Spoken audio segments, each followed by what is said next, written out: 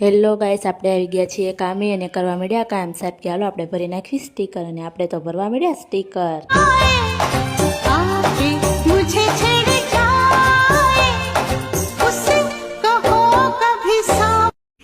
પછી તો સાહેબ ધોવા મળ્યા કપડાં. ભલે ને ઘરે ન ધોવે, અહીંયા તો વાત પડે.